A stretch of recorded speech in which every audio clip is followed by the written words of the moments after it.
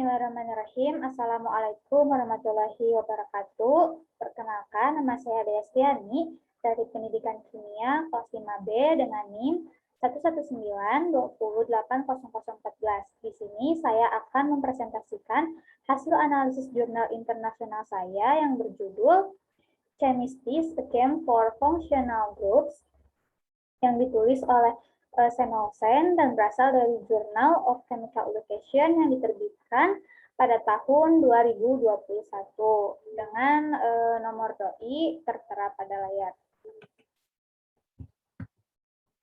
Nah, baik, yang pertama adalah latar belakang masalah atau latar belakang penelitian ini. Nah, hal yang melatar belakangi penelitian ini adalah sulitnya mahasiswa tahun pertama, khususnya yang berada dalam jurusan kimia, dalam mempelajari tata nama senyawa organik dan gugus fungsinya. Nah, selain itu, siswa menganggap kimia adalah pelajaran yang sulit, sehingga sebagian besar siswa memilih untuk menghafal topik-topik seperti kimia organik daripada memahaminya. Jadi mereka lebih memilih hanya menghafal saja daripada memahami apa isi dari konten tersebut atau apa isi dari materi tersebut. Nah, yang kedua ada masalah penelitian. Nah, di sini dipaparkan rumusan masalah beserta tujuan penelitiannya. Nah, masalah yang ada pada jurnal ini atau dalam penelitian ini adalah meskipun siswa seringkali mengikuti kelas penghantar kimia organik, tetapi sebagian siswa masih ada yang menganggap pelajaran kimia itu sulit, sehingga banyak siswa yang gagal dalam mencapai tujuan pembelajaran yang telah dijelaskan. Nah, kemudian adapun tujuan penelitian ini, penelitian ini bertujuan untuk yang pertama membantu mahasiswa kimia khususnya tahun pertama mempelajari tata nama senyawa organik dan gugus fungsi utama. Yang kedua, membantu mahasiswa meninjau tata nama senyawa organik. Dan yang ketiga, membantu mahasiswa mempelajari klasifikasi dari senyawa organik.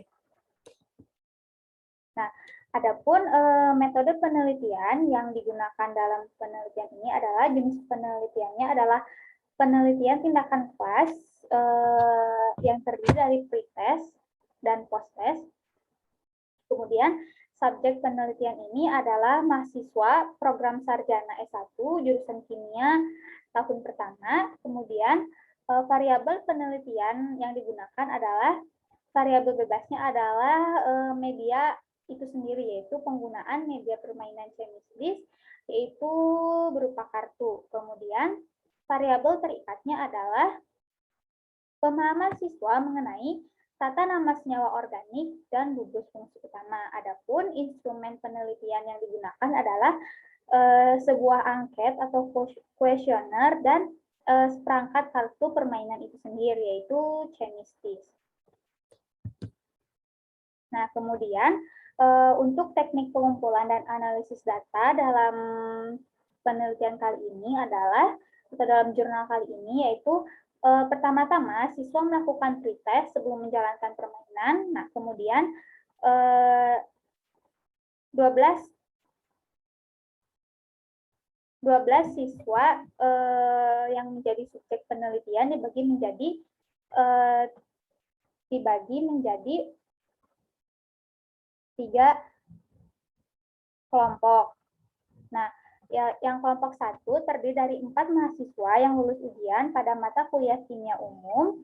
Kemudian kelompok kedua termasuk 4 siswa yang mencapai keberhasilan sedang dalam mata kuliah kimia umum, dan kelompok yang ketiga termasuk 4 siswa yang gagal dalam mata kuliah umum. Nah, kemudian setelah dibagi 3 kelompok itu, mereka menjalankan permainan sebanyak 2 kali putaran, kemudian melakukan post-test setelah menjalankan permainan, Nah, kemudian siswa tersebut diminta mengisi 12 pertanyaan dengan skor dari 0 sampai 12. Kemudian diminta menilai seberapa baik permainan ini dengan skala Likert 7 poin. Nah, 12 item tersebut berisi berdasarkan pertanyaan-pertanyaan dalam pelajaran kimia umum, seperti sebagiannya adalah berikan nama yang dapat atau yang sesuai untuk setiap struktur tersebut, dan sebagiannya lagi adalah klasifikasikan setiap senyawa berdasarkan gugus fungsinya. Kemudian yang skala Likert 7 poin itu berupa 18 item dirancang oleh peneliti. Nah, survei tersebut mencantumkan kata-kata yang berlawanan terkait dengan game Chemsys ini. Nah, siswa menilai seberapa baik permainan ini digunakan. Nah, pada skala Likert 7 poin dengan titik tengah ini menunjukkan netral atau ragu-ragu. Nah, pendapat siswa tentang Chemsys dibagi menjadi 3 kategori, yaitu playability, usability, dan content. Nah, adapun hasil penelitiannya adalah menurut gambar 1, yaitu ini. Secara umum, siswa menunjukkan bahwa permainan ini memiliki dampak yang positif terhadap mereka. Nah, kemudian menurut gambar 2, hasil pre-test dan post-test menunjukkan peningkatan skor setelah mereka menjalankan permainan ini. Sementara skor keseluruhan rata-rata mereka adalah 38,19% sebelum pertandingan atau sebelum permainan. Kemudian skor meningkat menjadi 66,67% di akhir pertandingan.